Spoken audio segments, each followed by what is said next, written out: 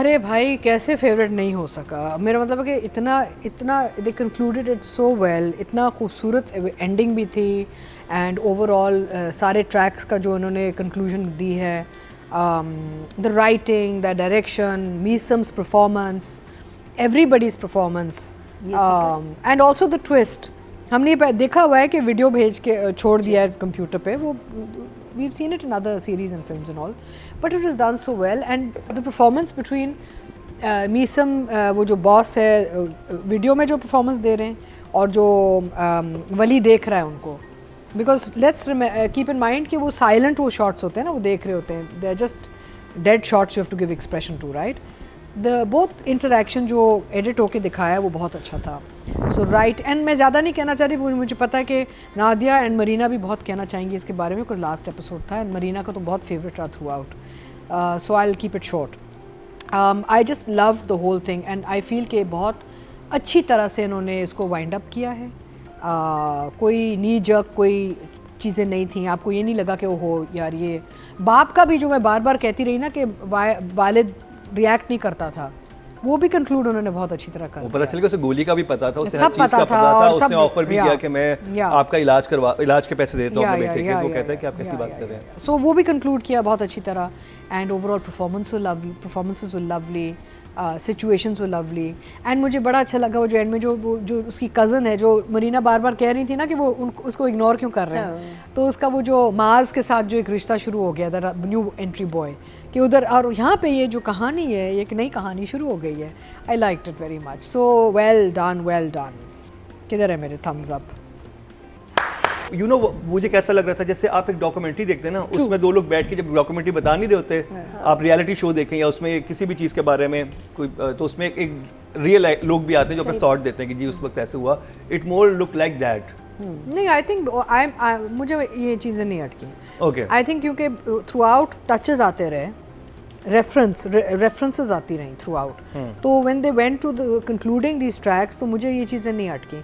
दूसरा ये कि जो माया वाला जो कैरेक्टर था, आप याद रखें कि जो वली और बाप का जो कॉन्फ्लिक्ट था वो ऑन गोइंग था, whereas Maya and father had started to resolve. उनको शुरू में ही उनको काफ़ी कुछ एपिसोड पहले ही दिखा दिया था कर दिया था उन्होंने कि इनकी अंडरस्टैंडिंग अब शुरू हो गई है, ये फैमिली सेटल हो गई है, और लास्ट एपिसोड में उन्होंने रेफरेंस और दिखाया भी है कि they okay, so that also got concluded well. कोई लूज एंड्स नहीं थे लास्ट एपिसोड में, तो only loose end was Wali and JB actually, because देखें ना, अगर आप पना और उसका भी सलाउद्दीन का भी देखें तो वहाँ पे ऐसा कोई मेजर कॉन्फ्लिक्ट नहीं था, they were just worried about themselves and their children. The real conflict was JB and Wali, father and son, और उस पे जाके इसको ख़त्म करना था। एंड ऑफ कोर्स जो कज़न जो शुरू में उसकी जो कज़न है जो इससे जो चाहती है वली को जी कि वो कहाँ गई, सो बेसिकली मुझे लगा कि जो लास्ट एपिसोड था वो बहुत अच्छा इन्होंने वाइंड अप किया।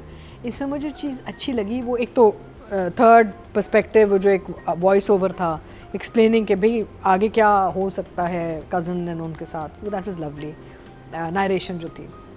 But what I loved about this episode, if you think about it, कि आप खुश भी होते हैं और आपको दुख भी होता है, एक तरफ लॉस भी है, एक तरफ लोग जुड़ भी रहे हैं, तो खुशी और गम दोनों आए हैं इस एपिसोड में, which is very nice, a mix bag of emotions which is lovely. So I am going to give both writer and director 10 each. Nadia, अच्छा, डायरेक्टर ने बड़ा प्यारा शूट किया मीसम का जो फ्लैशबैक था, उसके शॉट्स बड़े इंटरेस्टिंग थे और लग रहा था कि किसी और के, हालांकि हमने देखे हुए हैं वो सारे सीन्स, लेकिन किसी और के पॉइंट ऑफ व्यू से हैं, तो that was very nice. Meesam का बात करना, उनका खुद का, इसमें आपको भी नंबर आपकी एक्टिंग के जाएंगे, बहुत मीसम ने अच्छी एक्टिंग की अपनी लास्ट मैसेज में, मैं रोई हूँ वो देख के मैसेज, वेरी इमोशनल वो जो था ना लास्ट वीडियो, और आपको पता है कि आप मरने वाले हैं, आप उस मरने से पहले अपनी लास्ट वीडियो बना रहे हैं, और उस बच्चे के लिए जिसको कुछ ही अर्सा हुआ आपकी ज़िंदगी में आए हुए, और मेरा ख्याल है आप कभी कभी अपने बच्चों से भी ज़्यादा उससे कनेक्ट कर जाते हैं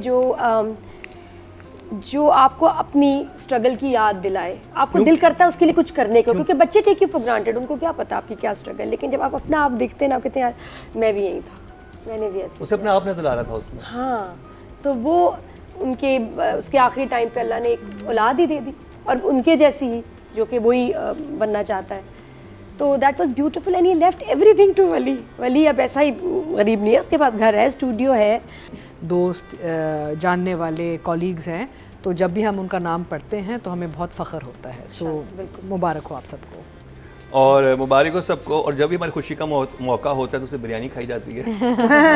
ओके जी, अब बात कर ली जाए एक्टिंग की, और किसको रेट करें? आई थिंक हीरो हीरोइन को करते हैं।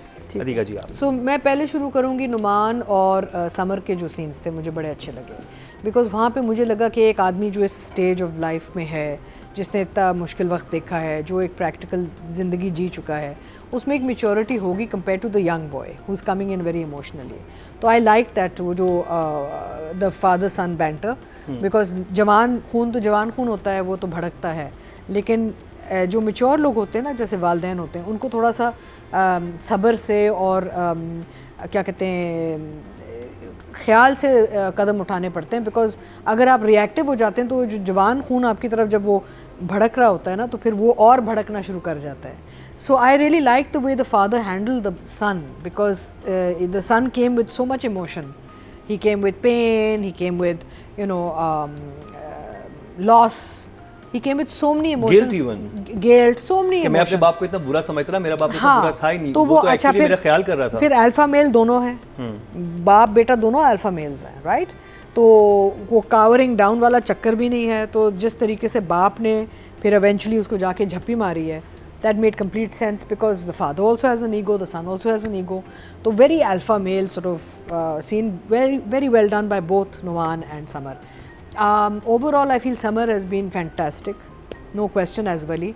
They were all fantastic. काम तो सब ने बड़ा अच्छा किया, लेकिन I think because Samar Jafri पे बहुत जिम्मेदारी थी, उनका लोड बहुत ज़्यादा था, आपको नज़र आ रहा था स्क्रिप्ट से और ओवरऑल सीरियल देखते वक्त कि this boy had a lot of जिम्मेदारी on his shoulders, because central कहानी तो इस बच्चे की चल रही थी ना ज़्यादातर, बाकी सब इसके सपोर्ट्स में आ रहे थे। So I think he did a fantastic job. I'm going to give him a 10 for sure. अच्छा, ये एंड में अगर हम कर दें बेस्ट सीन आपका सीरियल का, पूरे सीरियल में बिल्कुल कभी नहीं भुला पाएंगे। I think इतने थे, एक कभी नहीं होता। मेरा है, I can never have a best or a favorite. just one. Yes, so many. मेरा फेवरेट वो था जब बख्तावर बाप को जब माया की माँ बाप को रोकती है, बच्ची को जब वो मारते हैं, थप्पड़ मारते हैं माया को, वो मेरा सबसे favourite, because the way Bakhtawar did it, that scene is memorable always. Yes. I'll always remember her performance. पढ़ाना चाहिए that scene, fantastic. And जहाँ तक माया के किरदार का ताल्लुक है, I think Anna, she did a great job. बहुत अच्छा काम किया बच्ची ने. She's very natural, very instinctive. उसकी आंखें बोलती हैं. She's the future, you know. ये she's going to take over from all the girls that have come before her. So excellent. But maturity acting में मतलब maturity natural है. सी maturity एक चीज़ होती है और एक होता है इंस्टिंक्टिव. आप किसी भी उम्र पे आ जाए, इंस्टिंक्टिव एक चीज़ होती है ना जो बस आ रही होती है आपको, आप रिएक्ट कर रहे होते हैं instinctively. So you can see that she is an instinctive actor. And in this episode इतना ऐसा काम नहीं था, लेकिन था this episode more about father and son, but I will still give her a 9. Yes.